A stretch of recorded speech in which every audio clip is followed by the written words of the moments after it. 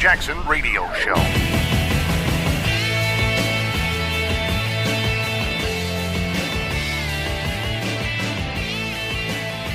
All right, everybody. Welcome back. Kevin Jackson here. It's the Kevin Jackson Show. I am the author of Race Pimping, the multi-trillion-dollar business of liberalism, and I could tell you a story every single day. I could fill every show I've ever done 3 hours a day on race pimping. There's that much of it going on. So many people involved in it, making money hand over fist. It's crazy. Hollywood entertainers, lawyers, politicians, athletes, all of them. It's just, it's mind-blowing. Even this, I talked earlier about the Mayweather-McGregor fight, black against white. You know, and I look at it, to me, it's a simple thing. I think it's a boxing match, so Mayweather's going to win. Best boxer in history. They're like, Kevin, you think he'd throw it? I'm like, look, let me tell you something. There's not enough money in the world to make Mayweather throw a fight when he can make money by beating the dude. He's going to make $100 million. McGregor, Conor McGregor, he's going to make, $50 million guaranteed. If he wins, it's 100, something like that. I fight my butt off either way. It's amazing. But people are making it racial. It's a sport. It's inner sport. You know, if there's a race, it's boxing versus mixed martial arts. And unfortunately, they're not using the rules of mixed martial arts. So guess what? The boxer's going to win. But I wanted to use that as a segue into this Colin Kaepernick thing. And I'm going to talk about him a little later in more depth because he had his rally. But what I want to talk about is one of the Buffalo Bills came out and talked some smack about Kaepernick. And I think he did it right. I would even love to talk to Charles Barkley about this. Has Barkley commented about this? Do you know? I mean, because Kaepernick, Barkley's got to be like me and look at this and go, what are we fighting over here? A multi-million-dollar, mean-spirited black dude, half black dude? Kaepernick knows little. He knows so little about being black, it's ridiculous. Other than how to braid his hair. Probably got some white girl doing that. He ain't fooling me. So I don't get this. But Buffalo Bills running back LaShawn McCoy said that free agent quarterback Colin Kaepernick is not a good enough player to be worth the distraction of a team signing him to play. And I thought to myself, what did he say? That's the kind of stuff that gets black people kicked off the blacklist or put on the blacklist. I don't know which is it. When you're dealing with the blacklist, for black people, do you get put on it or do you get kicked off? I don't know. Anyway, yeah. So he's like, who? We're not talking Joe Namath in his prime. We're not talking Joe Montana. We're not talking Dan Marino, Dan Fouts, some super duper quarterback in his prime. We're talking Colin Kaepernick. And you know what his claim to fame? He led the 49ers to the Super Bowl one time and lost. Congratulations. Let me ask you, who lost the Super Bowl 7 years ago? What is this, 2017? 2010. I don't know, and I don't even care. All you care about are the winners. I got a buddy, Craig James. He played on a Super Bowl team, played on the New England Patriots when they lost their first Super Bowl. He was excused. He's a white running back. I mean, come on. Can't expect a white running back to carry his team into the Super Bowl.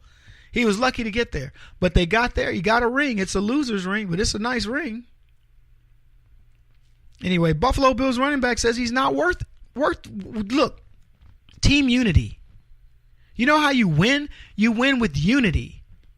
As a white player, and there aren't that many in the NFL, like 29%. You want to play with Colin Kaepernick? You want to play for him? You want to block for him? You want to be the receiver catching the ball for him? Whatever. I get it. You can put all your stuff aside and say, I'm going to do my job. But do you really want him as a teammate? You really want the news cycle to be about him taking a knee, or he might take a knee, or what shirt he's going to wear to the press conference, how he's going to demean your fans? Because he will. That's all he knows. Anyway, Buffalo Bills running back LaShawn McCoy said, it's a lot more than just he's not on the team because he doesn't want to stand for the national anthem. That may have something to do with it. But I think it also has a lot to do with his play. I'm sure a lot of teams wouldn't want him as their starting quarterback. That chaos that comes along with it, if it's a lot. So this guy is laying it out there saying, be smart about this, people. This isn't about color. It's not. When I talk to young blacks and I tell them, here's why you don't get a job, I could say you've been Kaepernicked. See, you may not be the person who's going to raise holy hell. But you know who is? People on your behalf. People you can't even see, that you've never met. They say they support you.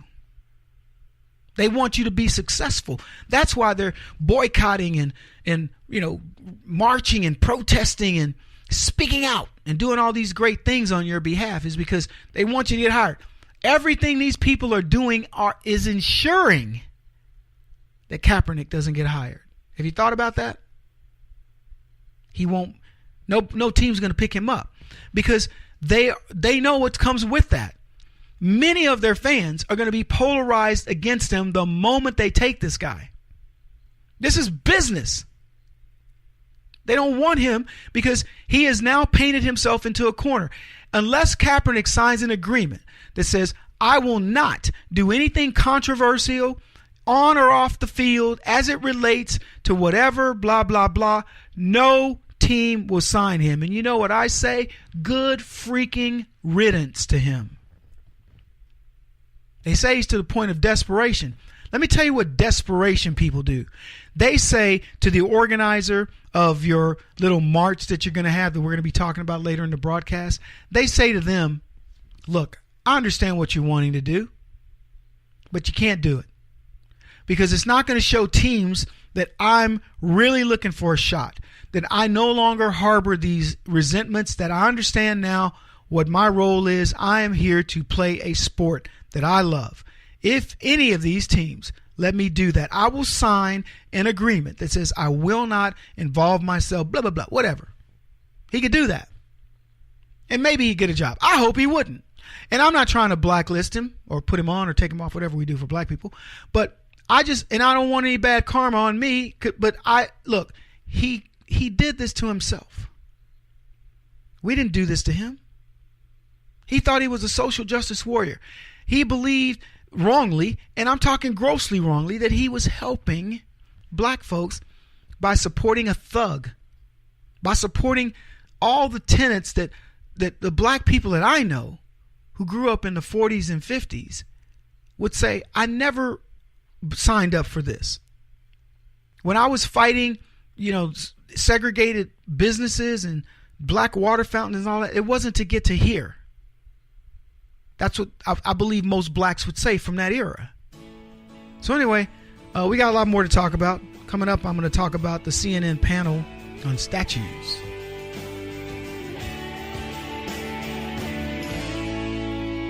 This is the Kevin Jackson Radio Show.